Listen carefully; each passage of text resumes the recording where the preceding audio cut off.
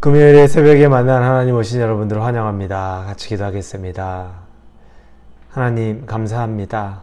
지난밤에도 잘 잤습니다. 하나님 이 아침도 또 하나님과 함께 시작합니다. 말씀을 주시니 말씀에 힘이 있으니 우리를 세우고 살리기를 간절히 원합니다. 이 말씀을 통해 우리가 영적으로 살아나는 것을 경험하게 하여 주시고 말씀이 나에게 뿌리가 박혀서 열매를 맺을 수 있는 생명의 말씀으로 우리가 받게 하여 주시옵소서. 그리고 말씀이 우리에게 결단을 요구할 때 순종하며 하나님 앞에 설 수 있는 용기도 허락하여 주옵소서. 예수님의 이름으로 기도합니다. 아멘. 오늘 우리에게 주시는 말씀은 요한복음 1장입니다. 1장 29절에서 34절까지의 말씀입니다. 요한복음 1장 29절에서 34절입니다. 요한복음 1장입니다. 우리 29절부터 같이 읽겠습니다. 이튿날 요한이 예수께서 자기에게 나아오심을 보고 이르되 보라, 세상 죄를 지고 가는 하나님의 어린 양이로다. 내가 전에 말하기를 내 뒤에 오는 사람이 있는데 나보다 앞선 것은 그가 나보다 먼저 계심이라 한 것이 이 사람을 가리킴이라. 나도 그를 알지 못하였으나 내가 와서 물로 세례를 베푸는 것은 그를 이스라엘에 나타내려 함이라 하니라. 요한이 또 증언하여 이르되 내가 보매 성령이 비둘기같이 하늘로부터 내려와서 그의 위에 머물렀더라. 나도 그를 알지 못하였으나 나를 보내어 물로 세례를 베풀라 하신 그이가 나에게 말씀하시되 성령이 내려서 누구 위에든지 머무는 것을 보거든 그가 곧 성령으로 세례를 베푸는 이인 줄 알라 하셨기에 내가 보고 그가 하나님의 아들이심을 증언하였노라 하니라. 아멘. 우리가 뭘 집중하느냐에 따라서 우리 눈에 보이고 또 우리 생각을 좌우합니다. 내가 돈에 대해서 집중하고 돈에 대해 관심이 있으면 뭐든 다 돈 벌 궁리, 또 돈 벌어질 수 있는 것이라고 생각하고, 또 내가 성공에 대해서 관심이 있으면 어떻게 하면 성공할까 책도 찾아보고 또 뭐 유튜브나 TV나 이런 걸 통해서 성공 노하우에 대해서도 알아봅니다. 그리고 자녀에 대한 것이 관심이 있고 자녀의 진로나 뭐 진학 이런 것에 관심이 있으면 자녀에 대한 그런 것에 온 우리의 생각과 마음이 다 가 있고 대화의 주제도 거기에 있습니다. 생각하는 것, 관심 있는 것, 우리가 거기에 집중할 수밖에 없습니다. 요한은 오직 관심이 오실 그 메시아 하나님에게만 관심이 있던 사람입니다. 그래서 그는 계속해서 하나님만을 말합니다. 오늘 본문에 보니 29절에 요한이 예수께서 자기에게 나오심을 보고 이르되 보라, 세상 죄를 지고 가는 하나님의 어린 양이로다. 30절도 32절, 33, 34절까지 계속해서 하나님 어린 양, 메시아 이런 내용으로 가득 차 있습니다. 광야에서 그가 살아가면서 생각하고 묵상하고 관심을 갖는 건 오실 메시아 하나님에 대한 관심이 그를 완전히 사로잡았기 때문에 누가 당신 앞에 지나가고 나타날 때 그가 메시아인지 또 얼마나 거기에 몰입을 하고 있었는지 예수 그리스도가 오셨을 때 그 오신 예수 그리스도를 보며 그가 메시아인 것을 그가 깨닫고 있습니다. 그는 온통 하나님으로만 가득 차고 있습니다. 그러면서 34절에 보니까 그가 곧 성령으로 세례를 베푸는 이인 줄을 알라 하셨기에 내가 보고 그가 하나님의 아들이심을 증언하였노라 하니라.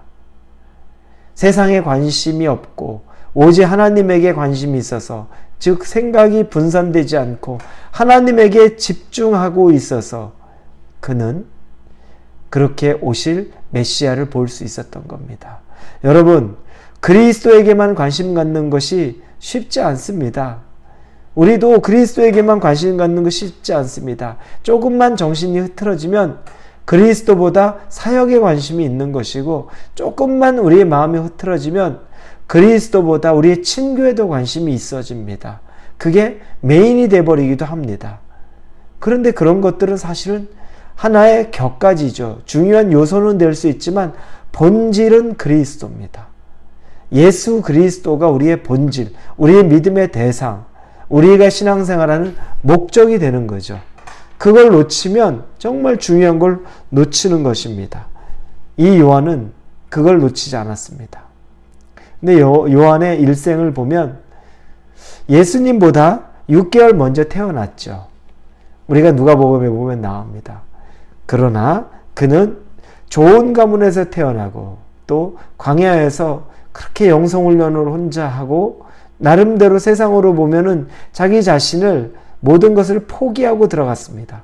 제가 얘기했죠. 아버지 사가랴나 엘리사벳이나 다 좋은 가문 출신입니다. 그런데 그 모든 걸 내려놓고 광야에서 외치는 자의 소리가 되었는데 그의 마지막 삶은 또 1년 동안 마지막 옥에 갇혀 있다가 헤로디아의 딸에 의해서 헤롯에게 요청하죠. 요한의 머리를 달라 라는 그 요청 때문에 감옥에서 참수를 당하고 순교한 것이 바로 요한입니다. 인생을 보면 여러분 참 불쌍하지 않습니까? 우리가 보면 참 인생 더덥다라고 생각할 수 있는데 그런데 마태복음 11장 11절에 이렇게 쓰여 있습니다. 예수님이 하신 말씀이죠. 내가 진실로 너희에게 말하노니 여자가 낳은 자 중에 세례 요한보다 큰 이가 일어남이 없도다. 예수님은 사람이 태어난 사람 중에 요한보다 큰 사람은 없다라고 말합니다. 세상에서 보면 세상의 관점으로 보면 요한의 일생이 좀 불쌍한데 우리 하나님 예수 그리스도의 관점에 보면 그는 절대 불쌍하고 불행한 인생을 산 것이 아닙니다. 누구보다 귀하게 살았고 누구보다 영광스럽게 살았다는 겁니다. 요한은 잘 살았습니다. 행복하게 살았습니다. 그는 사람에게 잘 보이려고 하지 않았고 사람에게 인정받는 것에 관심 없었는데 오직 관심이 하나님에게 있었는데 결국 그는 하나님에게 인정받았고 예수님에게 인정받았습니다. 그래서 그의 삶은 아주 젊은 날에 우리가 볼 때는 비참하게 요절한 것 같아도 그의 삶은 값졌고 은혜로웠고 명예로웠고 그리고 아주 행복한 삶을 살았다는 것이 결국 그의 삶에 대한 하나님의 평가입니다. 세상의 평가 사실 중요하지 않습니다. 하나님이 여러분을 어떻게 보고 계시는지, 하나님이 여러분을 어떻게 바라보시는지 기도하시면서 그것도 물어보시고 하나님과 친밀한 관계 속에서 신앙생활 하시기를 바랍니다. 여러 가지 일하다 본질 놓쳐서 하나님과의 관계에 소원해지는 것이 아니라 하나님이 여러분을 보면서 기뻐하고 세상에 이보다 귀한 자가 없다라는 그 음성, 그 칭찬 들으면 우리가 그러면 족하지 않겠습니까? 오늘 하루를 사시면서 그 은혜가 여러분에게 있기를 예수님의 이름으로 축원합니다. 같이 기도하겠습니다. 요한은 행복한 사람이었습니다. 왜냐하면 예수님께서 그의 일생을 귀하다고 칭찬해 주셨습니다. 우리도 예수님에게 칭찬받는 삶을 살기를 원합니다. 우리와 함께하여 주옵소서. 예수님의 이름으로 기도합니다. 아멘.